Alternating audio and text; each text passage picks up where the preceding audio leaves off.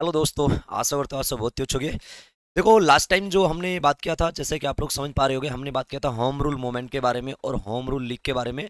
और उसी कड़ी को हम आगे बढ़ाते हुए आज हमारा जो सेशन होगा, जैसे कि आपने टाइटल के ऊपर देख लिया होगा, आज हमारा जो सेशन होगा वो होगा चंपारण मूवमेंट के बारे में। जी हाँ, चंपारण आंदोलन आपने मेरे हिसाब से पहले पढ़ा भी होगा। अगर थोड़ा बहुत पहले इतिहास के बारे में आपने एक तरह से चर्चा परिचर्चा मेरे हिसाब से किया होगा कंपटीशन एग्जाम के लाइफ में। तो चंपारण आंदोलन क्या है, उस पर हम आज बातचीत करेंगे आपके साथ। चंपारण मूवमेंट हिंदुस्तान के अंदर काफ़ी किसान यहाँ से बनती है, तो एक टाइटल सेट करेंगे इसके सामने चंपारण मूवमेंट का, और क्यों शुरू किया गया, रीजन क्या था, रिजल्ट क्या था, विशेषता क्या थी, है ना, कौन कौन इसके अंदर एक तरह से उस समय अहम रोल निभाने वाले थे। तो इन सब पर हम लोग बात करेंगे। उम्मीद करें वॉइस वगैरह सब कुछ क्लियर आ रही होगी। एक बार बताना, शायद सब कुछ ओके होगा, विजिबल होगा सब कुछ। वॉइस वगैरह बताना भाई। तो जी हाँ, बिल्कुल ठीक है। तो सब कुछ ओके हो गया शायद, है ना। चलो चलो बात करेंगे आज चंपारण मूवमेंट के बारे में। चंपारण आंदोलन भारत में क्या है, कब शुरू किया गया था, कैसे शुरू किया गया था, इसके मुद्दे पर एक तरह से थोड़ा बात करना चाहेंगे आपके साथ। तो थोड़ा समझना आप लोग, है ना। जैसे कि मैं एक टाइटल आपके सामने सेट करूँ, चंपारण मूवमेंट क्या था, ये चंपारण आंदोलन। देखो, चंपारण आंदोलन, ठीक है भाई। अब ये चंपारण आंदोलन है क्या, इसके बारे में थोड़ा सा हमें समझना है। चंपारण आंदोलन, देखो, आपने सुना होगा हमारे देश के अंदर ना चंपारण एक जगह का नाम है। वैसे तो एक बेसिक बात करें पहले तो, चंपारण जो है ना एक लोकेशन है। वर्तमान में चंपारण बिहार के अंदर डिस्ट्रिक्ट है, ठीक है। आपने सुना भी होगा चंपारण आज की तारीख में बिहार में है ये, ठीक है। चंपारण एक तरह से बिहार में है। और जो चंपारण जो बिहार में है ना, यहाँ पर होता क्या था, चंपारण के अंदर जो बिहार है, इस बिहार के अंदर जो भी किसान हुआ करते थे, है ना, इन किसानों से अनिवार्य रूप में ब्रिटिश गवर्नमेंट क्या करती थी, एक खेती करवाती थी। और जो खेती करवाती थी ना, उसका नाम था इंडिगो, ठीक है भाई। इंडिगो यानी कि हम इसको एक तरह से हिंदी में बोलते हैं नील। नील एक खेती का नाम हुआ करता था। हालांकि प्राचीन फसल है वैसे, दिल्ली सल्तनत के शासनकाल में नील हिंदुस्तान में पैदा होती थी वैसे तो। अब एक नील एक फसल का नाम है, ठीक है। ये नील वही है, जैसे कि आप लोग समझ पा रहे होगे, और आप शायद वही समझ पा रहे होगे जो मैं एक तरह से समझाने की कोशिश कर रहा हूँ। यानी कि नील जो कि एक तरह से कपड़ों में देने वाली जो नील होती थी, कलर एक तरह से होता था नील, है ना। आजकल तो कोई इतना ज़्यादा नील डालता नहीं, क्योंकि केमिकल काफ़ी आ चुके हैं, एक तरह से अत्याधुनिक एक तरह से कलर आज के टाइम में है। तो नील एक खेती का नाम हुआ करता था। अब क्या होता था, सॉरी, थोड़ा गला खराब हो रहा है। उम्मीद कर रहे हैं वॉइस वगैरह बिल्कुल क्लियर हो रही होगी। तो देखो, यहाँ पर मैं क्या बात कर रहा हूँ यहाँ पर मैं एक बात ये कर रहा हूँ, चंपारण है ना, चंपारण बिहार के अंदर एक जगह है भाई। और किसान जो होते थे चंपारण के किसान, इनसे अनिवार्य रूप में अंग्रेज एक नील की खेती करवाते थे। अब होती क्या थी नील की खेती, उसके ऊपर बात करना है। और ये जो नील की खेती है ना, इससे किसान एक तरह से परेशान होने लगे थे। और परेशान क्यों होने लगे थे, जो एक तरह से नील बागान मालिक हुआ करते थे, और जो उस समय बिहार के किसान हुआ करते थे, तो मील जो नील मालिक थे, जो बागान मालिक थे, उन्होंने किसानों के साथ एक समझौता कर रखा था। और समझौता ये कर रखा था कि जो भी किसान हो गए बिहार के अंदर, जो चंपारण क्षेत्र के अंदर, चंपारण जोन की मैं बात कर रहा हूँ, तो उन बागान मालिकों का एक ये समझौता था, एक ये संधि थी, एक ये दोनों में एक तरह से आपस में समझौता कर रखा था कि चंपारण के किसानों को एक नील की खेती अपनी जमीन पर बोनी पड़ेगी। और कितनी, 3/20 हिस्से पर ये जो किसान है वो नील पैदा करेंगे। अब 3/20 हिस्सा मतलब इसका क्या है, तो अब इसको थोड़ा समझना। एक आपने मेरे सबसे सुना भी होगा, इस पूरी पूरी व्यवस्था को तीन कठिया प्रथा के नाम से जाना गया था। अभी तीन कठिया प्रथा क्या होती है, पहले उस चीज को समझना, उसके बाद ही आप लोग आंदोलन समझ पाओगे। तीन कठिया प्रथा, तीन कठिया प्रथा को एक तरह से समाप्त करने के लिए हिंदुस्तान के अंदर है ना, महात्मा गांधी के द्वारा एक आंदोलन शुरू किया जाएगा, जिसको हम पढ़ेंगे, जो चंपारण मूवमेंट के नाम से जाना जाएगा। अब पहले तो समझना ये तीन कठिया प्रथा होती क्या है, तीन कठिया प्रथा मेन है क्या, इसको थोड़ा सा आपने समझना है। देखो, बीघा मेरे हिसाब से आप लोग जानते होंगे, बीघा, बीघा आप लोग एक यूनिट, एक तरह से खेत की यूनिट इकाई आपने सुना होगा बीघा। राजस्थान में जैसे बीघा बोला जाता है, हरियाणा में तो किले बोल देते हैं। तो जो बीघा है ना, बीघा, एक जो बीघा होता है उसमें 20 बिस्वा होते हैं। बीघा से एक तरह से छोटी इकाई आप लोग और समझ पा रहे हो, बिस्वा, यानी कि एक बीघा में कितने बिस्वा होते हैं, 20, यानी 20 बिस्वा को मिलाकर एक बीघा बनता है। मेरी बात समझ पाए। हम जैसे इधर बीघा बोल रहे हैं, बिहार के अंदर भी बीघा बोला जाता है, राजस्थान में भी बीघा ही बोला जाता है, वैसे हरियाणा में किले बोलते हैं। तो एक बीघा में कितना बिस्वा होता है, 20 बिस्वा होता है। ऐसे ही जो बिहार है ना, बिहार, बिहार में बीघा को तो बीघा बोलते हैं, लेकिन जो बिस्वा है ना, बिस्वा के इस रूप में नहीं बोलते हैं, वहां पर एक तरह से बोलते हैं कट्टे, कट्टे या कट्ठे। अब कट्टे वो मैं समझना, कट्टे तुम समझ पा रहे हो, कभी अलग कट्टे, यहाँ पर एक तरह से क्या है, जो बिस्वा है ना उनको कट्टे बोला जाता है। और 20 जो बिस्वा होते हैं ना, या 20 जो कट्टे होते हैं, 20 कट्टे में 1 बीघा बनता है। 20 कट्टे में कितना बीघा बन रहा है, यहाँ पर मैं क्या बात कर रहा हूँ, 20 कट्टे में है ना 1 बीघा बन रहा है, ठीक है।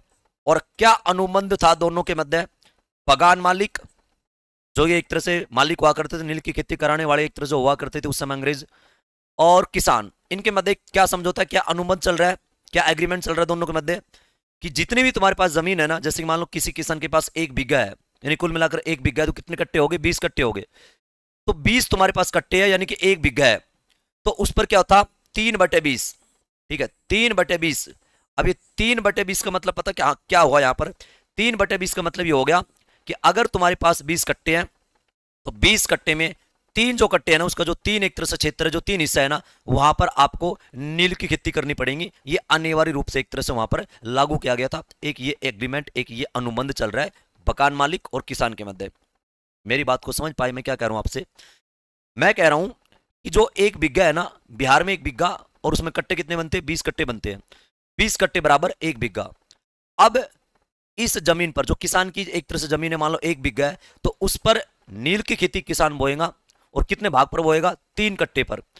3 जो कट्टे है ना, इस पर तो भाई साहब आपने क्या बोलना पड़ेगा, इन 3 कट्टे पर आपने नील पैदा करनी पड़ेगी, नील, ठीक है।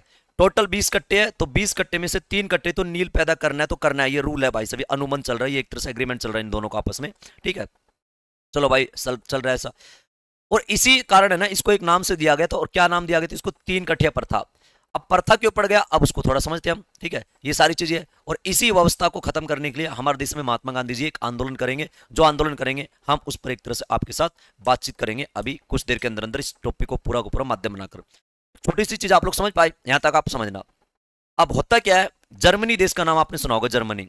अब जो जर्मनी है ना, इस समय जिस समय ये 3 कट्ठिया प्रथा का माहौल चल रहा है, या नील की खेती अंग्रेज करवा रहे हैं, तो जो जर्मनी कंट्री है, जर्मनी, जर्मनी में एक तरह से अत्याधुनिक तरीके से रासायनिक कलर, यानी कि एक तरह से कलर, जो एक पहले तो नील कपड़ों में जो बोई दी जाती वही तो नील है, लेकिन जर्मनी में क्या हुआ, जर्मनी के मार्केट में, यूरोप के अंदर, जर्मनी देश में रासायनिक एक तरह से रंगों का बाहुल्य होने लगा।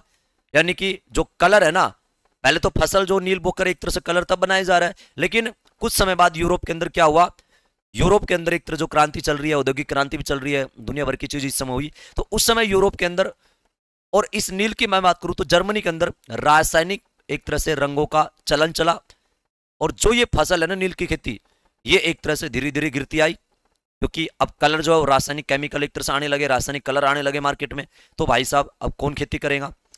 लेकिन फिर भी एक तरह से अंग्रेज इनसे खेती करवा रहे हैं। अब इससे होता क्या था, अब खेती तो एक तरह से किसान से करवा रहे हैं, लेकिन किसान की जमीन भी देखो खराब हो रही है कंटिन्यू। ये रासायनिक फसल हुआ करती, मतलब एक इस टाइप की फसल हुआ करती थी कि भूमि का उपजाऊपन भी धीरे धीरे नष्ट कर देती थी। एक तो किसानों की हर साल भूमि खराब हो रही है, और जो फसल उस भूमि पर बो रही है उसका कोई खास रेट नहीं है मार्केट में, एक तरह से नील डाउन हो गया, क्योंकि रासायनिक एक तरह से कलर आने लगा, केमिकल एक तरह से आने लगा मार्केट में, तो अब ज्यादातर उनका यूज होने लगा दुनिया के अंदर, तो अब इसका इतना ज्यादा यूज कहां से करेंगे। तो नील का जो रेट है ना वो डाउन होता गया, क्योंकि यूरोप में एक तरह से नील केमिकल रूप से कलर आ चुके थे। अब किसानों की देखो जमीन तो खराब हो रही है, लेकिन कोई अच्छा रेट नहीं मिल पा रहा है, ये चल रहा था। अब जो ये खेती चल रही थी ना, इससे कोई खास लाभ मिल नहीं पा रहा था, अदर कोई बेनिफिट किसानों को मिल नहीं पा रहा था, कुल मिलाकर किसान का एक तरह से हालत ही खराब हो रही थी। तो इस खेती को बंद करने के लिए एक तरह से योजना के ऊपर योजना चलने लगी।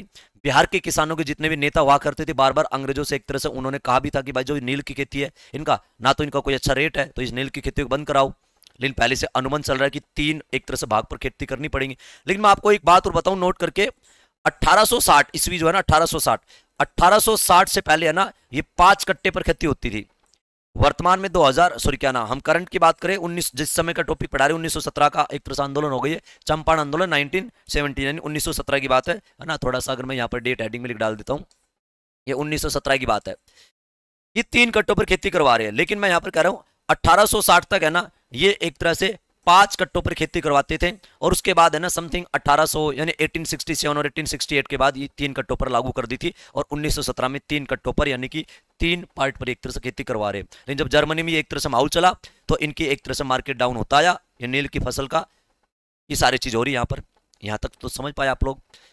अब जो ये खेती अंग्रेज करवा रहे थे, जिसे किसान की बेचारे की भूमि खराब भी हो रही है, तो बार बार एक तरह से किसानों ने कहा था कि जो ये खेती है ना इसको बंद करो, है ना। नील जो एक तरह से कामगार थे, नील जो बेचारे एक तरह से किसान थे, उन्होंने काफी विरोध किया। काफी बिहार के चंपारण के किसान नेता भी थे ऐसे, जैसे राजकुमार शुक्ला, संत राउत, ऐसे बहुत से लोग थे जिन्होंने इसका विरोध किया कि भाई जो ये नील की खेती तुम करवा रहे हो इसको खत्म करो।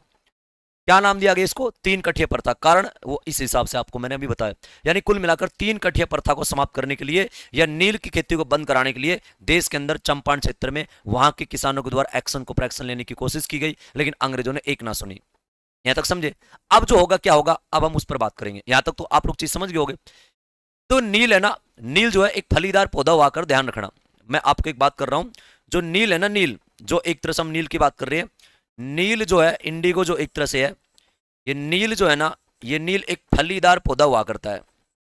स्टेटमेंट एग्जाम में तो कभी बन जाते हैं ऐसे पॉइंट।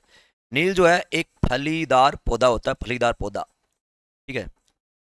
फलीदार पौधा जैसे गेहूं भी है फलीदार ही एक तरह से, तो एक फलीदार पौधा हुआ करता था। और बिहार में है ना, ये फागण और चैत्र में बोया जाता था। अगर हम बिहार की बात करें, बिहार की जलवायु के अकॉर्डिंग बात करें ना, तो ये पता एक तरह से कि एक तो फाल्गुन, ठीक है, मेरी बात को समझना, फाल्गुन जिसको हम फागण बोल देते हैं बोलने में, फाल्गुन, ठीक है, और चैत्र। फाल्गुन और जो चैत्र माह है ना, इस दिनों में एक तरह से इसकी बुआई की जाती थी, है ना। फाल्गुन और चैत्र माह में इसकी बुआई की जाती थी। नील के बारे में एक तरह से कौन सा कथन गलत है कौन सा सही, इस कैटेगरी में क्वेश्चन आए तो थोड़ा सा इन चीजों को भी समझना। एक्स्ट्रा एक्स्ट्रा जो बात मैं आपसे कर रहा हूँ, बिहार में फाल्गुन और चैत्र माह में इसका एक तरह से किया जाता था। लेकिन ये ध्यान रखना, ऐसा नहीं कि 1917 में नील की खेती भारत में हो रही है। ये जो नील की खेती है ना, हमारे देश में दिल्ली सल्तनत, आप लोग जानते होंगे, नील की जो खेती है, जो नील एक तरह से है, वो दिल्ली सल्तनत के शासनकाल से भी चला आ रहा है। नील की जो खेती है वो दिल्ली सल्तनत जो है ना, दिल्ली सल्तनत, इसके काल से भी चला आ रहा है। नील की खेती हमारे देश में दिल्ली सल्तनत के अंदर गुलाम खिलजी तुगलक सैयद लोदी जब एक तरह से वंश राज करते थे, उस समय भी नील की खेती की एक तरह से ये आयोजन, मतलब जो भी है खेती का आयोजन एक तरह से किया जाता था। ये इस नील की खेती की दो प्रणाली है, ठीक है। थोड़ा एक्स्ट्रा एक्स्ट्रा बात करो, टॉपिक उसके बाद शुरू करेंगे। जो नील है ना, इसकी दो प्रणाली हुआ करती है। नील की खेती की दो प्रणाली है ना, दो कैटेगरी होती थी। जो नील है ना, नील, नील जो है, नील जो एक तरह से नील है, इस नील की खेती की दो प्रणाली होती थी, दो प्रणाली। समझे ना सारी चीजों को? नील की खेती की एक तरह से कितनी प्रणाली होती थी? दो प्रणाली होती थी। एक तो प्रणाली का नाम था, है ना, दो कैटेगरी होती थी नील की खेती एक तरह से। एक तो प्रणाली होता था उसको बोलते थे निज प्रणाली, और एक होता था रैयती प्रणाली, ठीक है। एक तो नाम था निज, एक तो निज और एक रैयोती, ठीक है। एक तो निज प्रणाली और एक रैयोती प्रणाली। ये एक तरह से इसकी दो प्रणाली थी। नील की खेती की प्रणाली कितनी है? दो प्रणाली। इस बात को भी थोड़ा सा आप लोग समझना। तो एक छोटा सा आधार तो आप लोग समझ जाओगे क्या है। नील की खेती होती थी, अंग्रेज अनिवार्य रूप में करवा रखे, एक अनुबंध चल रहा है, बगान मालिक जो होते थे नील के और किसान के मध्य ये एक तरह से एग्रीमेंट है कि आप लोग एक तरह से 3/20 भाग पर, यानी कि 20 कट्टे में 3 जो हिस्से हो गए, एक बीघा किसी किसान के पास है तो उसके 3 हिस्से पर आपने नील बोना पड़ेगा। लेकिन जैसी जर्मनी में यह घटना हुई, है ना, रासायनिक एक तरह से रंगों का बाहुल्य चला, योगदान एक तरह से उस समय हुआ, एक तरह से लहर चली, है ना, केमिकल एक तरह से कलर आए मार्केट में, तो उस समय इनकी वैल्यू डाउन होती गई इस खेती की, है ना। तो किसानों की जमीन खराब होने लगी और किसानों को कोई खास रेट मिल नहीं पा रहा था। तो इस खेती को बंद कराने की भरपूर कोशिश की गई थी, क्योंकि किसानों की जमीन भी लगातार एक तरह से खत्म हो रही थी। ये खेती उपजाऊपन भी नष्ट कर देती थी भूमि का। तो ये सारी सारी चीजें मैंने आपको बताया है। और दूसरा एक एक नालायकपन काम हो रहा था अंग्रेजों का। जो नील एक तरह से कंपनी थी ना, नील जो कंपनी हुआ करती थी, तो वहां के आसपास में जितने भी लोग रहते थे, ठीक है, उनको वहां से एक तरह से भगा दिया जाता था।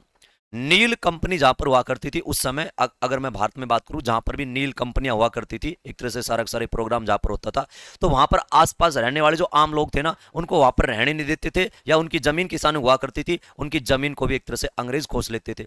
मन चाहे वहां पर एक तरह नील कंपनी स्थापित करते थे, नील कारखाने स्थापित करते थे, और नील कंपनी और नील कारखाने के आसपास लोगों को रहने नहीं दिया जाता था। इस बात को भी थोड़ा सा समझना। एक एग्जाम्पल और देता हूं मैं एक्स्ट्रा, ये सारे सारे रिपीटेड पॉइंट बनेंगे जब हम प्रीवियस ईयर क्वेश्चन करोगे ना, वहां पर समझना। नील कंपनी के आसपास, यहां पर एक लाइन लिख देता हूं मैं, नील कंपनी, नील कंपनी के आसपास, नील कंपनी जो हुआ करती थी अंग्रेजों की, नील कंपनी के आसपास लोगों की जमीन कोई भी लोगों की जमीन हुआ करती थी, या तो उन नील कंपनी के आसपास या तो लोगों को रहने नहीं देते थे, या नील कंपनी के आसपास के लोगों की जमीन से हटवा दिया जाता था। अब देखो पूरी लाइन में लिख नहीं पाऊंगा यहाँ पर, आप लोग आगे समझ जाओगे, ठीक है। हटवा दिया जाता था, मतलब क्या कह रहा हूं मैं, कि जहां पर नील कंपनी एक तरह से स्थापित होती थी, वहां के आसपास के रहने वाले जो लोग थे उनको वहां से भगा दिया जाता था, या उनके वहां पर जमीन है, उन जमीनों को एक तरह से उनको कह दे भाई यहाँ से एक तरह तुम निकल जाओ या ये जमीन छोड़ जाओ। मतलब एक ऐसा माहौल हो रहा है, और ये सारा सारा नील की खेती की वजह से हो रहा है। तो हम क्या कर रहे थे, इस नील की खेती को बंद कराने का प्लान कर रहे कि भाई ये खेती जो हो रही है इसको आप लोग बंद करो। लेकिन अंग्रेजों ने एक तरह से बात को माना नहीं। मेरी बात को समझ पा रहे हो ना, अंग्रेजों ने एक तरह से कोई ये एक तरह से रेस्पॉन्स कुछ दिया नहीं कि भाई इस खेती को बंद करेंगे नहीं करेंगे। तो आपको मैंने क्या बताया, अब देखो यहां तक तो आप लोग टाइटल समझ जाओगे क्या। अब इससे आगे देखो क्या होता है, इससे आगे ये होता है कि 1916 का समय था, ठीक है।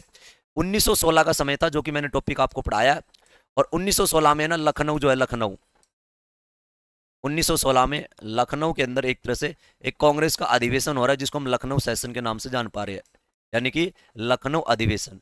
और इस लखनऊ अधिवेशन के अध्यक्ष कौन बन रहे हैं, इस लखनऊ अधिवेशन के अध्यक्ष बन रहे हैं अंबिका चरण मजूमदार, जो कि बंगाल के एक तरह से रहने वाले थे, है ना, ये इसके अध्यक्ष है। और इसमें देखो लखनऊ सेशन के अंदर मैंने लास्ट क्लास में टॉपिक पढ़ाई भी, लखनऊ सेशन के अंदर दो घटना घटी थी, जैसे एक तो नरम और गरम दर में समझौता किया गया था, और दूसरा कांग्रेस और लीग योजना भी बनी थी।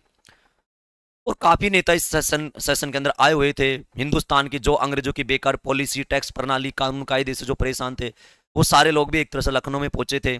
यहाँ तक स्पेशल एक तरह से कांग्रेस पार्टी के द्वारा उस समय एक स्पेशल कांग्रेस स्पेशल ट्रेन चलाई गई थी, लखनऊ स्पेशल ट्रेन चलाई गई थी, ठीक है, कि कोई भी दूर दराज का बंदा अगर लखनऊ सेशन में नहीं आ सकता है तो आप जैसे तैसे करके आओ और अपनी प्रॉब्लम को शेयर करो कि कौन कौन सी बेकार कानून पॉलिसी, अंग्रेजों के शासन सत्ता से परेशान है आप लोग। तो ये सारी चीजें हुई। और इसी समय है ना, हमारे देश के दो नेता थे बिहार के किसान नेता, और जो दो नेता थे बिहार के किसान नेता करते क्या है, वो इस सेशन के अंदर पहुंचते हैं। और वो नाम कौन कौन थे दो, जैसे एक का नाम यहां पर बता रहा हूं, राजकुमार, ठीक है, राजकुमार शुक्ला, ठीक है। एक तो भाई साहब राजकुमार शुक्ला, ये नाम आपने सुना होगा। और एक यहां पर नाम और मैं लिख रहा हूं, उस बात को भी थोड़ा समझना, एक नाम हुआ करता था संत राउत, ठीक है। राजकुमार शुक्ला और संत राउत, ये भाई साहब अपनी प्रॉब्लम को लेकर पहुंचे एक तरह लखनऊ सेशन में, और सारी कहानी वहां के नेता को बता दी। महात्मा गांधी से मुलाकात करते कि महात्मा गांधी जी संभालो, लखनऊ के अंदर काफी साल से एक तरह सारा सिस्टम सेट हो रहा है, अंग्रेज काफी दिन से नील की खेती करवा रहे, इससे जमीनें कंटिन्यू हमारी खराब होती आ रही है, और कोई फसल का कोई फायदा हमें मिल भी नहीं पा रहा है। हालांकि हर साल जमीन का एक टुकड़ा भी खराब हो रहा है ना। इससे अच्छा वहां पर कोई हम अन्य फसल बोई तो फायदा मिले, नील का कोई रेट भी नहीं है, क्योंकि जर्मनी में एक तरह से माहौल हो गया था उस समय। तो राजकुमार शुक्ला और संत राउत क्या है, वहां पर पहुंचते हैं और इस नील की खेती के बारे में सारी कहानी एक तरह से बता देते हैं। और ये बात सुनकर, ठीक है, वहां के जो नेता थे महात्मा गांधी जी हो गए और अन्य जो लोग हैं, ये सारी एक तरह से प्लान सुनकर कि भाई साहब हाँ तुम्हारा सोल्यूशन करेंगे और आएंगे बिहार के अंदर। तो भाई साहब कुछ समय बाद, ठीक है, ये सारे जो नेता है ना, ये बिहार के अंदर पहुंचते हैं, ठीक है। ये सारे नेता बिहार पहुंचते हैं। सबसे पहले महात्मा गांधी मुजफ्फरपुर है, मुजफ्फरनगर तो उत्तर प्रदेश में, मुजफ्फरपुर जो है ना वो बिहार में है। मुजफ्फरपुर में सबसे पहले महात्मा गांधी पहुंचते हैं, और मुजफ्फरपुर में जाते हैं तो उस समय है ना, मुजफ्फरपुर में आंदोलन शुरू नहीं किया था, ध्यान रखना, आंदोलन तो चंपारण आंदोलन आप लोग जानते हो कहां शुरुआत नाम से, लोकेशन से, ठीक है। लेकिन सबसे पहले जब महात्मा गांधी बिहार पहुंचे थे इस समय 1917 में, तो सबसे पहले पहुंचे थे मुजफ्फरपुर, और उसके बाद महात्मा गांधी एक तरफ चंपारण पहुंचते हैं। और जैसे महात्मा गांधी चंपारण पहुंचते हैं, गांधी जी का दिमाग खराब हो गया। गांधी के साथ अन्य और भी नेता थे, जैसे कि राजेंद्र प्रसाद हो गया, आचार्य JB कृपलानी हो गया, ठीक है। तो ऐसे काफी लोग थे जिसकी चर्चा भी हम करेंगे सबके बारे में। तो गांधी जी वहां पर पहुंचा तो देखा वहां पर भाई साहब चंपारण के अंदर नील की खेती तो अंग्रेज करवा तो रहे हैं, लेकिन और भी प्रॉब्लम यहाँ पर काफी थी, क्योंकि यहाँ पर एजुकेशन जो स्तर है ना, शिक्षा जो सिस्टम है वो बिल्कुल ही डाउन पड़ा हुआ था। एजुकेशन का वहां पर कोई माहौल ही नहीं था, और एजुकेशन नहीं है तो दिक्कत होगी। तो वहां पर गांधी जी जाते हैं, और सबसे पहले यहाँ पर जो एजुकेशन है ना, जो एजुकेशन का एक तरह से रोल है, जो महात्मा गांधी जी, ठीक है, महात्मा गांधी जी यहाँ पर सबसे पहले पहुंचते हैं, ठीक है। अप्रैल के अंदर महात्मा गांधी चंपारण के अंदर पहुंचते हैं, बिहार के अंदर पहुंचते हैं अप्रैल 1917 में। जैसे महात्मा गांधी ने अप्रैल 1917 में देखा, तो ये सबसे पहले बिहार के अंदर चंपारण के अंदर आंदोलन करने की कोशिश नहीं करते। सबसे पहले महात्मा गांधी क्या करते हैं, वहां पर शिक्षा हेतु एक तरह से कार्य करते हैं, शिक्षा क्षेत्र में एक तरह से कार्य करते हैं, दुनिया भर की एक तरह से यहाँ पर शिक्षा क्षेत्र में कार्य किया महात्मा गांधी ने, शिक्षा हेतु कार्य, है ना। जैसे बहरवा लखन सेन नामक स्थान पर स्कूल भी स्थापित किया था गांधी ने, आपने सुना हो तो, बहरवा लखन सेन में स्कूल भी स्थापित किया था गांधी जी ने। साथियों के साथ मिलकर। तो शिक्षा हेतु कार्य महात्मा गांधी ने यहाँ पर करते हैं, बिहार में जैसे पहुंचते हैं। और इसके कुछ समय बाद, ठीक है, महात्मा गांधी प्लस सदस्य, इसके कुछ समय बाद महात्मा गांधी प्लस ये एक तरह से जो गांधी के साथ अन्य सदस्य थे, ये भाई साहब वहां पर चंपारण के अंदर, ठीक है, नील की खेती को बंद करने के लिए वहां पर एक आंदोलन शुरू करते हैं। और जो आंदोलन शुरू किया ना, उसी को देश दुनिया के इतिहास में चंपारण आंदोलन के नाम से जाना गया, ये चंपारण मूवमेंट के नाम से जाना गया। तो कुल मिलाकर चंपारण आंदोलन भारत में शुरू कब हुआ था? अप्रैल 1917 में चंपारण आंदोलन शुरू होता है, इस बात को ध्यान रखना, अप्रैल 1917 में। और इस 1917 में जो शुरू हुआ था चंपारण आंदोलन, नील की खेती को बंद करने के लिए, या 3 कठिया प्रथा को समाप्त करने के लिए, या नील कामगार को न्याय दिलाने के लिए, नील किसानों को न्याय दिलाने के लिए। तो रीजन काफी है, किसी तरीके से आपका एग्जाम बन के आ रहा है, ठीक है। अब ये आंदोलन चलता है, और जो ये आंदोलन है ना, इसकी विशेषता अगर मैं आपसे बताऊं, ठीक है, चंपारण आंदोलन की अगर मैं विशेषता आपके सामने 2-3 बातें करूं तो आप उसको समझना, ठीक है। चंपारण मूवमेंट, ठीक है, चंपारण आंदोलन, ये चंपारण आंदोलन एक तरह से महात्मा गांधी शुरू करते हैं। चंपारण आंदोलन 1917 में शुरू करते हैं, और 1917 में शुरू करते हैं अप्रैल 1917, 10 अप्रैल को वैसे गांधी पहुंच गए थे चंपारण में। 10 अप्रैल 1917 को एक तरह से महात्मा गांधी आंदोलन शुरू करते हैं, मतलब 10 अप्रैल को पहुंच गए थे गांधी जी, उसके कुछ समय बाद आंदोलन शुरू हुआ था। तो चंपारण आंदोलन शुरू होता है, ठीक है। तो ये जो आंदोलन है ना, ये एक विशेषता गांधी क्या बन जाती है? भारत में गांधी का पहला आंदोलन, ठीक है। भारत में एमजी बोले तो महात्मा गांधी है यहाँ पर। भारत में महात्मा गांधी का फर्स्ट आंदोलन, भारत में महात्मा गांधी का फर्स्ट आंदोलन अगर कोई था तो भाई चंपारण आंदोलन है। इससे पहले गांधी ने भारत में कोई आंदोलन किए नहीं थे, लेकिन ध्यान रखना, इससे पहले महात्मा गांधी आंदोलन तो कर चुके हैं, लेकिन भारत में नहीं। इससे पहले महात्मा गांधी का फर्स्ट जो मूवमेंट है ना, गांधी का एक तरह से कोई फर्स्ट मूवमेंट एक तरह से हुआ है, तो वो भाई साहब साउथ अफ्रीका में हुआ है। और साउथ अफ्रीका वाला डाटा हम आपके साथ सेट भी करेंगे, क्योंकि गांधी जी साउथ अफ्रीका गए थे 1893 में, फिर वापस आए थे 9 जनवरी 1915 को। 9 जनवरी 1915 को गांधी वापस आए थे ना। तो साउथ अफ्रीका में गांधी का क्या रोल है, हम उस पर भी चर्चा करेंगे, है ना। यहाँ पर हम क्वेश्चनवाचक सेट कर देते, क्योंकि हम गांधी का साउथ अफ्रीका में जो लाइव था उसको भी हम पढ़ेंगे आपके साथ। तो गांधी का पहला आंदोलन तो साउथ अफ्रीका में हुआ था, लेकिन हिंदुस्तान की धरती पर गांधी का पहला आंदोलन है वो चंपारण आंदोलन है। ये गांधी जी इस समय शुरू करते हैं, और यहां तक आंदोलन शुरू करते हैं 3 कठिया प्रथा को बंद कराने के लिए अपने साथियों के साथ मिलकर। कौन कौन साथी थे गांधी के साथ, ये चर्चा सारी करते चले जाएंगे, आप लोग हर पॉइंट टू स्टेप समझते चलना। सफल होता है आंदोलन, और इसी की सफलता में हमारे देश के अंदर, इसी मूवमेंट की सफलता पर अपने देश में क्या होता है, भारत के अंदर जो रविंद्रनाथ टैगोर है, ठीक है, हिंदुस्तान में रविंद्रनाथ टैगोर, भारत के अंदर जो रविंद्रनाथ टैगोर है, इसी आंदोलन की सफलता पर महात्मा गांधी जी को एक टाइटल देते हैं कि गांधी जी तुमने गरीबों के तुम मसीहा बन के आए, गरीबों को तुमने न्याय दिलाया, तो तुम एक तरह से एक नॉर्मल आत्मा नहीं, तुम तो एक महान आत्मा हो, यानी कि तुम महात्मा हो, महात्मा। तो आपने क्या पढ़ा होगा जीके में, गांधी को महात्मा का टाइटल किसने दिया था? रविंद्रनाथ टैगोर ने, इसी आंदोलन की सफलता के बावजूद, ठीक है। वैसे गांधी जी महात्मा का टाइटल एक तरह से लेना नहीं चाह रहे थे, ध्यान रखना, बट महात्मा गांधी को एक तरह से महात्मा का टाइटल किसने दिया? रविंद्रनाथ टैगोर ने एक तरह से दिया था, इस बात को ध्यान रखना। मतलब महात्मा गांधी ने एक तरह से, ठीक है, रविंद्रनाथ टैगोर ने गांधी को महात्मा का टाइटल दिया 1917 में आंदोलन की सफलता पर। ये बात आपने खूब पढ़ा होगा, बट ध्यान रखना, और क्या ध्यान रखना, मैं ये कह रहा हूं मैं भाई साहब, कि जो ये महात्मा का टाइटल है ना, ये महात्मा का जो टाइटल है ना, गांधी के लिए महात्मा सर्वप्रथम जो है ना, रविंद्रनाथ टैगोर ने एक लेटर में 1915 में यूज कर लिया था, ठीक है। 1915 में, मेरी बात को समझना, 1915 में, ठीक है, एक letter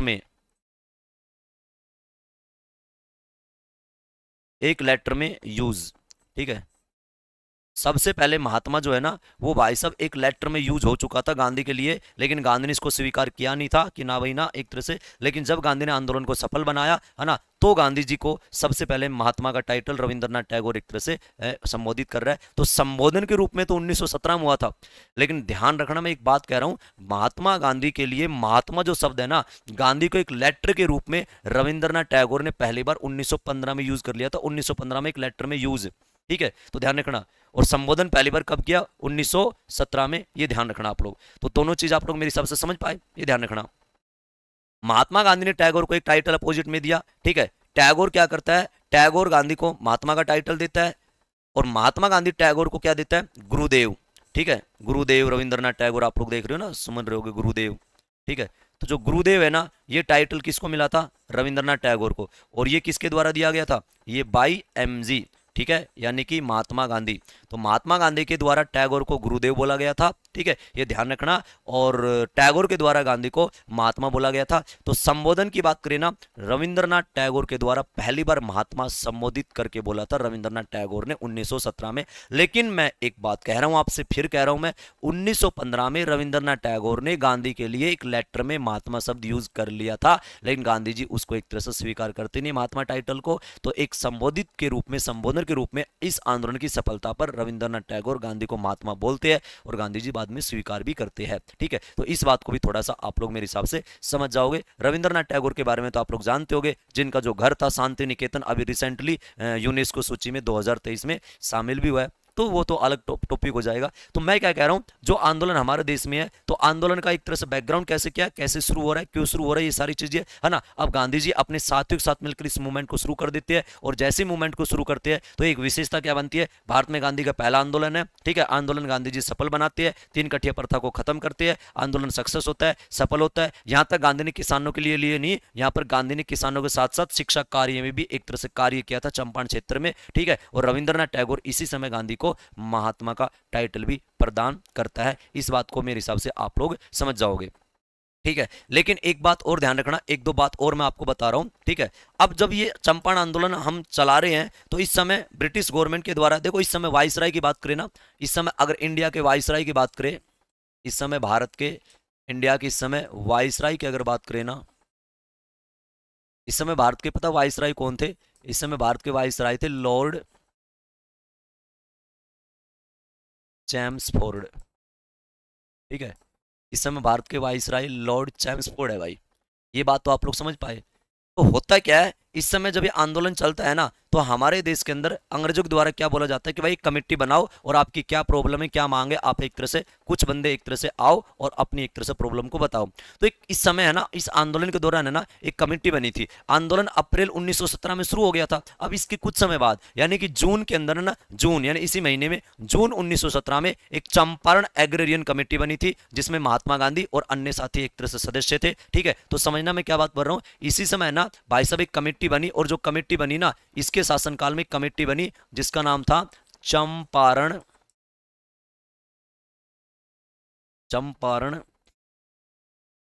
agrarian, Champaran agrarian committee, ठीक है। ये एक तरह से कमेटी बनी थी इस समय, चंपारण एग्रेरियन कमेटी, और इस कमेटी में महात्मा गांधी भी सदस्य थे, ध्यान रखना, ठीक है। चंपारण एग्रेरियन कमेटी में MG सदस्य, ठीक है, महात्मा गांधी और अन्य साथी भी एक तरह से सदस्य थे इसमें, ठीक है। और जो ये एग्रेरियन कमेटी बनती है ना, ये भाई सब एक तरह से 1917 में बन रही है, यानी कि 1917 में एक तरह से बन रही है चंपारण एग्रेरियन समिति। इसका गठन कब किया जा रहा है, इसका जो गठन है ना, इस कमेटी का जो फॉर्मेशन है, जो गठन है, वो किया जा रहा है भाई साहब जून 1917 में, ठीक है। अप्रैल में आंदोलन चल गया है और 1917 में चंपारण एग्रेरियन कमेटी एक तरह से गठित हो रही है। लेकिन ये अपनी रिपोर्ट है ना, ये रिपोर्ट कब पेश कर रही है, ठीक है, ये एक तरह से अपनी रिपोर्ट जो है ना, ये रिपोर्ट पेश कर रही है 4 अक्टूबर सन 1917 को साहब, ठीक है। 4 अक्टूबर 1917 को ये अपनी एक तरह से रिपोर्ट पेश कर रही है, कौन, चंपारण एग्रेरियन कमेटी। मेरी बात को समझ पाए, तो एक तरह से ये आप लोग थोड़ा सा ध्यान रखना। और इसी कमेटी के बाद है ना, एक एक्ट पारित हुआ था अंग्रेजों के शासनकाल में, और जो एक्ट पारित हुआ ना, उस एक्ट का नाम था, इसी के बाद है ना एक एक्ट पारित हुआ, अंग्रेजों ने एक रूल लागू किया, एक अधिनियम पारित किया, जिसका नाम था चंपारण एग्रेरियन अधिनियम। ये चंपारण एग्रेरियन अधिनियम को हिंदी में बोलते हैं चंपारण कृषि अधिनियम, ठीक है। इसी के बाद एक अधिनियम लागू किया जिसका नाम था चंपारण, ठीक है, चंपारण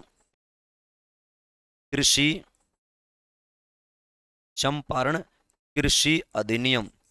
ये जो चंपारण कृषि अधिनियम है ना, ये भाई साहब कब आया था, अगर आपसे पूछे चंपारण कृषि एक्ट कब आया, चंपारण कृषि अधिनियम कब आया, 1918 में।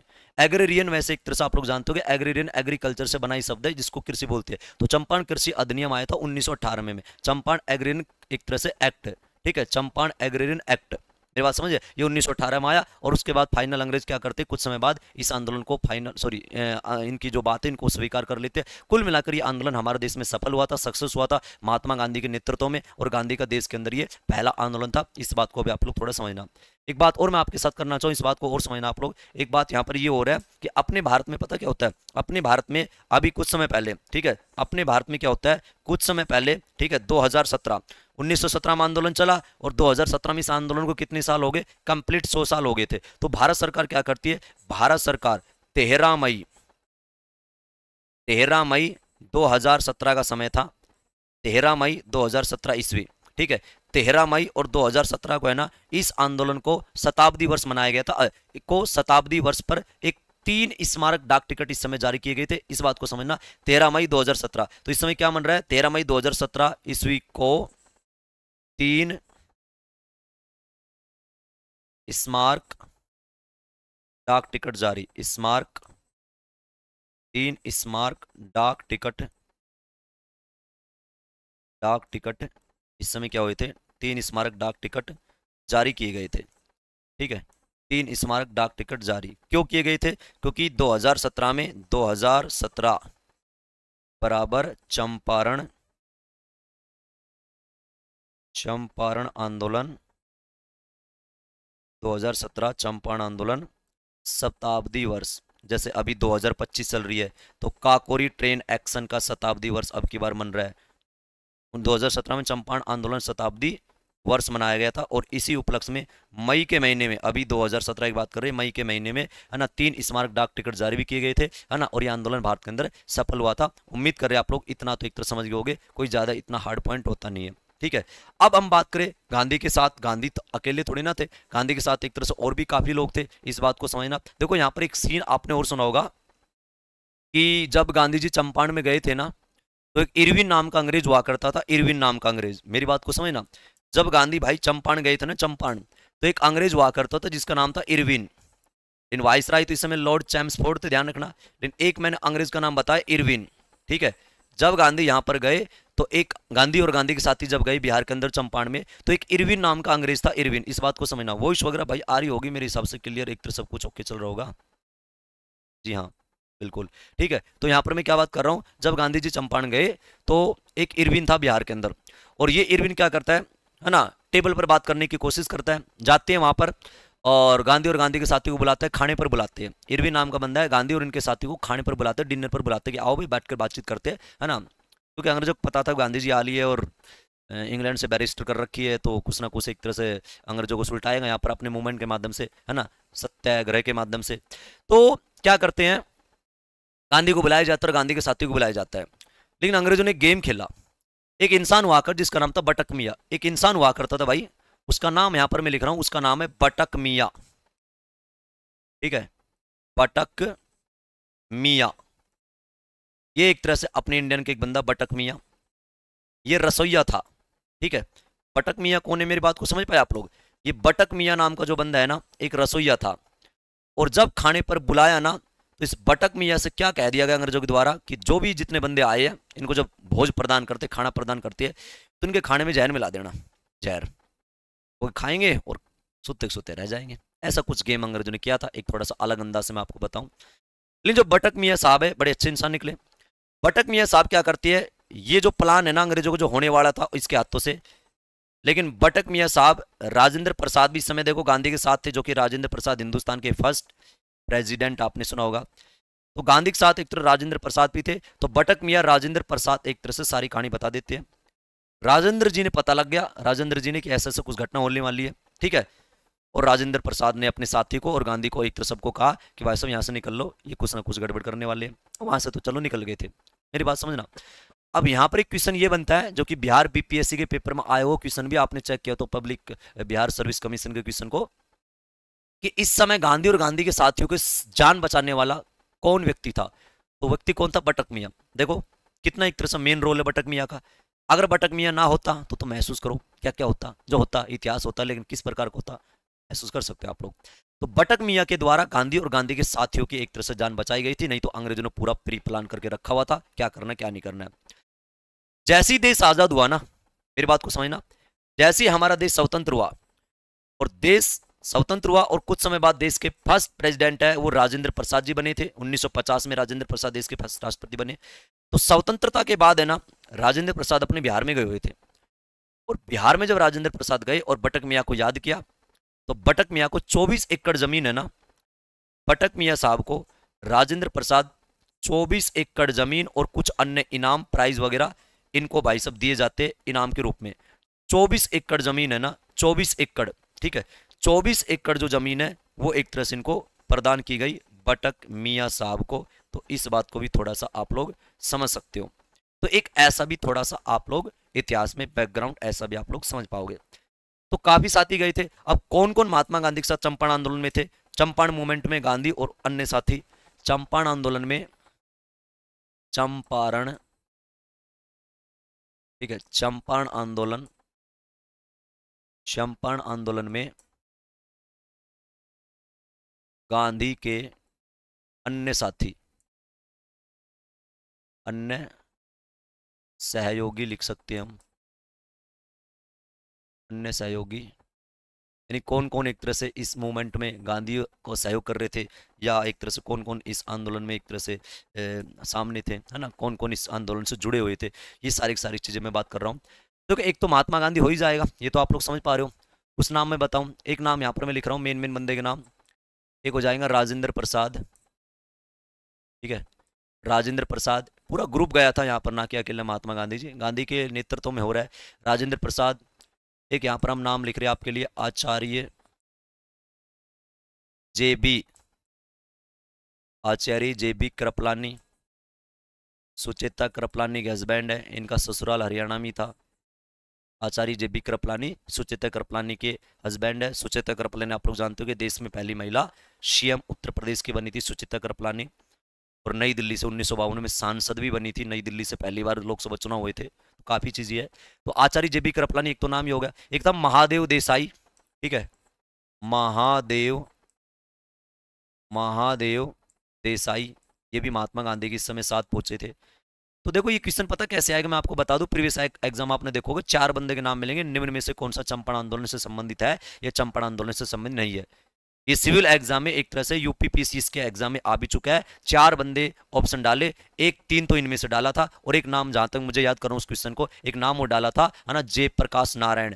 तो कौन आंदोलन से संबंधित नहीं थे, एक ऐसा क्वेश्चन पूछा था। तो जयप्रकाश नारायण चंपारण मूवमेंट से संबंधित नहीं थे। जयप्रकाश नारायण जो कि संपूर्ण क्रांति के जनक भी है, हम उनके बारे में चर्चा करेंगे। अभी देखो कौन कौन है। एक इंसान और मैं लिख रहा हूं यहां पर, सुनना, एक इंसान था अनुग्रह, ठीक है, अनुग्रह नारायण देसाई, अनुग्रह नारायण, अनुग्रह नारायण देसाई, अनुग्रह नारायण देसाई, महादेव देसाई, आचार्य जेबी कृपलानी, राजेंद्र प्रसाद, है ना, राजकुमार शुक्ला है, नरहरि पारेख है। तो ऐसे काफी है, ठीक है। एक नाम और लिख देते हैं हम यहाँ पर, नरहरि, ठीक है, नरहरि पारेख, नरहरि पारेख।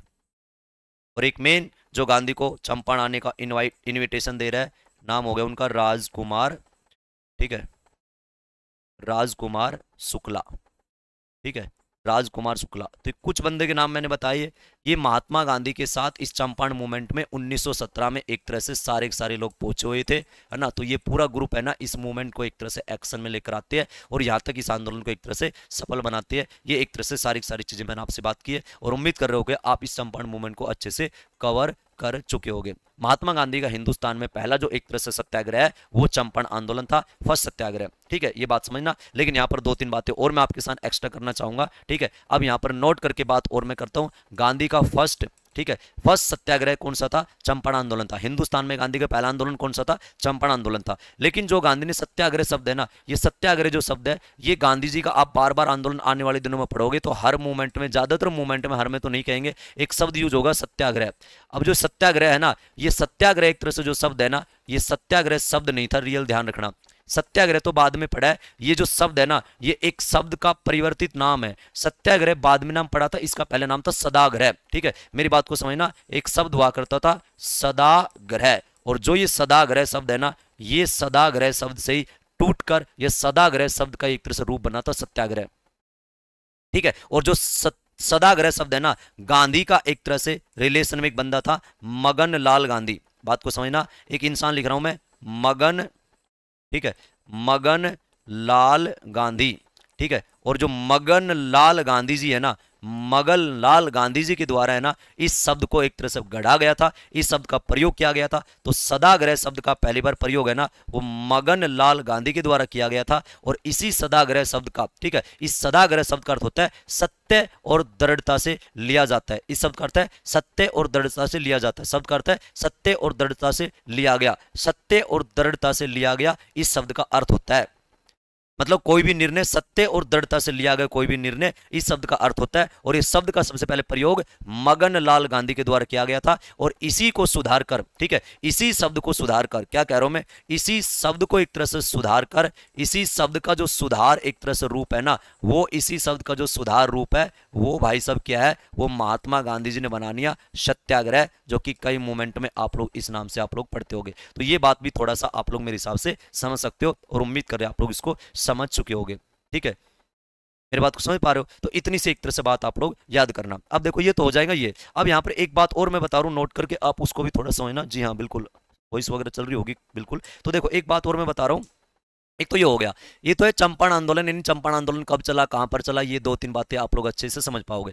एक आपने सुना होगा नील इंडिगो विद्रोह या इंडिगो रिवोल्ट या नील विद्रोह। एक तो होता है नील की खेती बंद करने के लिए चंपारण आंदोलन, और एक इसके साथ साथ में एक बात और बताता हूं, उसका नाम है नील विद्रोह। अभी नील विद्रोह क्या है, ये नील विद्रोह शायद आपने सुना होगा 1859 से लेकर सन 1860। वैसे काफी एक तरह से महीनों चला था, लेकिन मेन पॉइंट यहां तक आप लोग समझना। नील विद्रोह क्या है, देखो ये नील विद्रोह क्या है आप लोग जानते होंगे। सबसे पहले जो अंग्रेज है ना हमारे देश में, अंग्रेज है ना सबसे पहले जो एक तरह से कैप्चर करते हैं भारत को, तो सबसे पहले कैप्चर किसको करते हैं, बंगाल को करते हैं।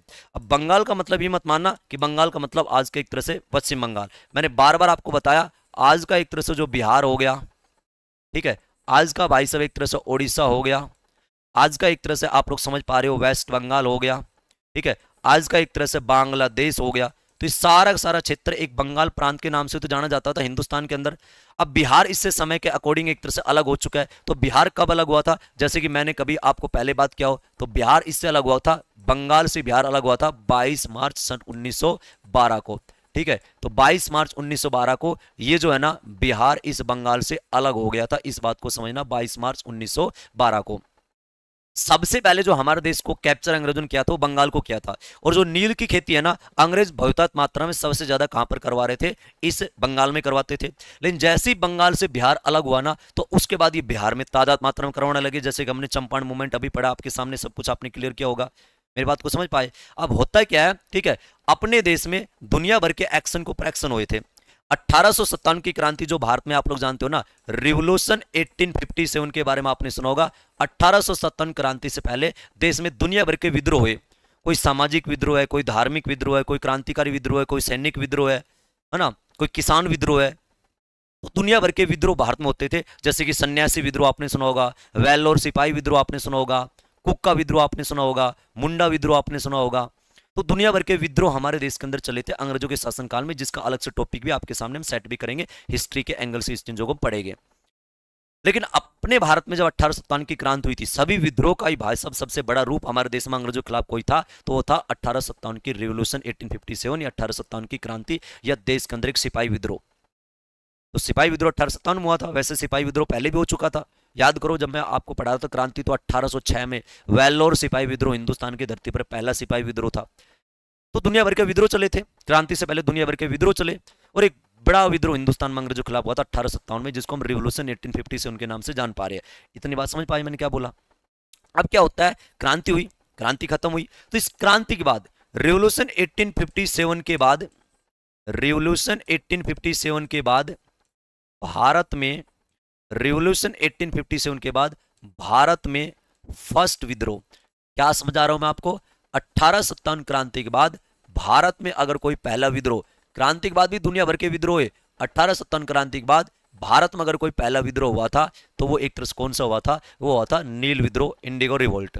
क्या था भाई ये, अंग्रेज नील की खेती इस बंगाल में करवा रहे हैं, वही एक तरह से माहौल अंग्रेजों का। तो इस नील की खेती को बंगाल की धरती से खत्म करने के लिए, बंगाल की धरती से एक तरह से इस नील की खेती को तबाह करने के लिए, इस खेती को बंद करवाने के लिए बंगाल के अंदर है ना भारत के लोग, भारत के किसान ब्रिटिश गवर्नमेंट के खिलाफ एक विद्रोह शुरू कर देते हैं क्रांति के जस्ट कुछ समय बाद, जिसको नील विद्रोह के नाम से जाना गया। नील विद्रोह क्यों किया गया था? बंगाल में नील की खेती को बंद कराने हेतु देश में नील विद्रोह हुआ था। ये रीजन आप लोग समझ जाओगे। इस विद्रोह का अगर हम नेतृत्वकर्ता की बात करें ना, यानी कि इसको नेतृत्व किसने किया था, यानी कि कौन कौन इसके एक तरह से नेतृत्व करता है, इस विद्रोह के अगर नेतृत्वकर्ता की बात करें, ठीक है, इस विद्रोह के लीड बाई, यानी कि कौन कौन इसके एक तरह से नेतृत्वकर्ता, किन किन के। अब यहां पर इसमें गांधी मत लगा देना, आंदोलन कभी आंस और गांधी लगा दो ना, 1859 की बात, ठीक है। तो इसका नेतृत्व करता है ना, तो दो बंदे थे। एक का तो नाम हुआ करता था जिसका नाम था विष्णु विश्वास, ठीक है, एक का तो नाम था विष्णु विश्वास, ठीक है, और एक भाई साहब का नाम था दिगंबर विश्वास। दोनों विश्वास सरनेम के हो गए ये, तो दिगंबर, ठीक है, दिगंबर विश्वास, विष्णु विश्वास और भाई दिगंबर विश्वास, ये एक तरह से दो बंदे हो गए, ये इसके नेतृत्व करता है। और ये एक तरह से विद्रोह हमारे देश में चलता है, काफी एक तरह से महीनों तक चला था। जैसे कि मैंने एक तरह से आपको 1859 से 1860 है, लेकिन ध्यान रखना ये विद्रोह एक तरह से शांत होते होते इसको काफी समय लग गया था। ये सन 1862 तक जाकर खत्म होता। वैसे अगर फाइनल हम बात करें तो, लेकिन इतना प्लस तो मेरे हिसाब से पूछे या ना पूछे आपसे, ठीक है। तो एक तरह से 59 तक 60 तक तो भयंकर तरीके से चला। अब हमें कैसे पता लगा कि ये विद्रोह हुआ था, ये सारी चीज हुई थी? तो अपने भारत में क्या होता है, अपने भारत में एक चीज ये होती है, क्या होता है साहब, इसको थोड़ा समझना। अपने भारत में होता ये है, अपने भारत के अंदर है ना एक बुक लिखी गई नाटक के रूप में, है ना, एक नाटक लिखा गया जिसका नाम है नील दर्पण। भाई साहब एग्जाम में नील दर्पण भरमार बन के आता है। ये नील दर्पण है ना एक नाटक है, और इसके राइटर कौन थे? इस नाटक में है ना, इस पुस्तक में, इस रचना में नील विद्रोह का वर्णन अंग्रेज कैसे खेती बंगाल में कराते थे, कैसे हमने एक्शन लिया, क्या रिजल्ट निकला, क्या विशेषता है, सारा ए टू जेड पॉइंट है। एक नाटक के रूप में है ना एक मार्मिक वर्णन किया गया है इस नाटक में। और ये नील दर्पण जो नाटक है ना, ये 1860 में लिखा गया था, ठीक है, 1860 में इसकी रचना हुई थी, 1860 में रचना। इस नाटक की रचना किसने की थी? 1860 में है। तो इसके लेखक कौन थे? ठीक है, तो इसके लेखक हुआ करते थे, या इस नाटक के रचनाकार थे दीन बंधु, ठीक है, दीन बंधु मित्रा, ठीक है, दीन बंधु मित्रा, ठीक है। दीन बंधु मित्रा के द्वारा नील दर्पण नाम का एक तरह से नाटक लिखा गया। और जो नील दर्पण नाटक है ना, इसमें नील विद्रोह का वर्णन सब कुछ एक तरह से अच्छे से कर रखा है, एक नाटक अंदाज में, एक मार्मिक वर्णन है इसके अंदर। मार्मिक वर्णन जानते हो ना, बिल्कुल एक तरह से इमोशनल तरीके से। तो ये जो है ना दीन बंधु मित्रा है। अब चलो ठीक है, एक बात और मैं आपसे बताऊं, आप एक बात और समझना, एक बात और दूसरी क्या समझना, कि जो ये है ना, जो ये एक तरह से नील विद्रोह हुआ था बंगाल के अंदर, जो ये सारी चीजें है, ठीक है, तो एक बंगाल का पत्रकार हुआ करता था जिसका नाम था हरीश चंद्र मुखर्जी, ठीक है। एक बात और समझना है ना, नील विद्रोह का वर्णन, नील विद्रोह, नील विद्रोह का वर्णन, ठीक है, नील विद्रोह का वर्णन, ठीक है, एक अखबार में और किया गया था भाई। और जो अखबार था ना, उस अखबार को थोड़ा समझना, नील विद्रोह का वर्णन एक अखबार में और किया गया था। और कौन सा अखबार था? नील विद्रोह का वर्णन, ठीक है, एक अखबार में किया गया था, है ना, अखबार यानी कि न्यूज़पेपर में। और वो कौन सा अखबार था जिसमें नील विद्रोह का एक तरह से वर्णन किया गया था? तो जो अखबार था ना, उस अखबार का नाम था हिंदू पैट्रियोट, ठीक है, हिंदू पैट्रियोट नाम के एक अखबार है। उस हिंदू पैट्रियोट में इस अंग्रेजों के द्वारा जो दुर्दशा अंग्रेजों ने किसानों की बेचारे की कर रखी थी, उसका वर्णन है ना हिंदू पैट्रियट अखबार में एक तरह से किया गया था। एक बंगाल के अंदर एक न्यूज़पेपर निकाला जाता था जिसका नाम था हिंदू पैट्रियट, ठीक है। इस बात को समझना, देखो आंदोलन, चंपारण आंदोलन के साथ साथ मैंने कुछ, एक अखबार था हिंदू पैट्रियट, ठीक है, हिंदू पैट्रियट, ठीक है, हिंदू पैट्रियोट नाम का एक तरह से ये अखबार है भाई। हिंदू पैट्रियोट शब्द लिखा है, हिंदू पैट्रियोट, ये एक तरह से एक न्यूज़पेपर है।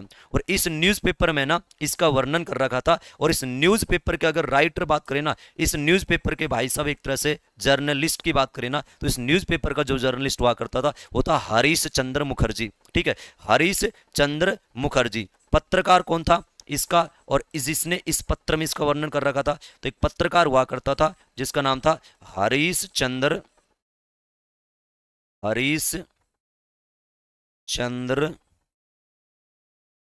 हरीश चंद्र मुखर्जी, ठीक है, हरीश चंद्र मुखर्जी। ये भाई साहब कौन है? हरीश चंद्र मुखर्जी। ये पत्रकार थे। तो इस पत्रकार ने है ना, इस पत्रकार ने इस पत्र में या इस अखबार में है ना, इस नील विद्रोह का वर्णन कर रखा था हिंदू पैट्रियाट में। तो इस बात को भी आप मेरे हिसाब से समझ जाओगे, और समझ नहीं जाओगे समझने की कोशिश करना, सारे सारे इंपॉर्टेंट पॉइंट होते हैं। तो एक नाटक में वर्णन है नील विद्रोह का, और एक इसमें वर्णन है, ठीक है। तो ये एक तरह से अलग विद्रोह था, ध्यान रखना। क्रांति के बाद हिंदुस्तान में पहला विद्रोह था। चंपारण आंदोलन क्या था वो बात एक तरह से मैंने आपको कर दी है। उम्मीद कर रहे आप लोग एक तरह से ये चीजें अच्छे से समझ पाओगे, ठीक है। तो हिंदू पैट्रियाट एक अखबार है, इसके कई बार एसएससी क्या करती, सॉरी क्या ना, एसएससी भी हो गया, या आप लोग नेट के पेपर में जाओगे ना, वहां पर भी क्वेश्चन कई बार आपको देखने को मिलेगा। आपने प्रीवियस ईयर क्वेश्चन देखे, तो उम्मीद करें आपने एक तरह से अच्छे से नोटिस किया होगा। तो एक बंगाल के पत्रकार हुआ करते थे हरीश चंद्र मुखर्जी। तो ये एक तरह से आज का हमारा सिंपल सा टॉपिक था, है ना। उम्मीद कर रहे आप लोग इसको अच्छे से कवर कर चुके होंगे कि आंदोलन कैसे चला था, कैसे कैसे क्या घटना है, ठीक है। इससे आगे नेक्स्ट जो हमारा एक तरह से पॉइंट होगा, ये सारे के सारे पॉइंट हमने आपसे चर्चा किया है। नेक्स्ट इससे आगे का जो टॉपिक होगा हमारा, उसके ऊपर हम बात करेंगे। ये एक तरह से अधिनियम भी याद करना, कमेटी के बारे में भी याद करना, है ना, कौन कौन इसके अंदर मेंबर थे, कौन कौन सदस्य थे, उनके बारे में भी याद करना। तो जल्द मिलेंगे नेक्स्ट सेशन में, तब तक आप लोग ऐसे कवर करते रहना, है ना। इनके अपने नोट्स वोट्स भी आप लोग बना सकते हो, पीडीएफ आपके सामने एक तरह से सेंड कर दी जाएंगे, वहां से भी थोड़ा सा आप लोग अच्छे से अपडेट कर सकते हो, ठीक है। तो जल्द हाजिर होंगे नेक्स्ट एक तरह से क्लास में बेहतर अंदाज में, तब तक इनको कवर करते रहना भाई। Thank you very much, thank you.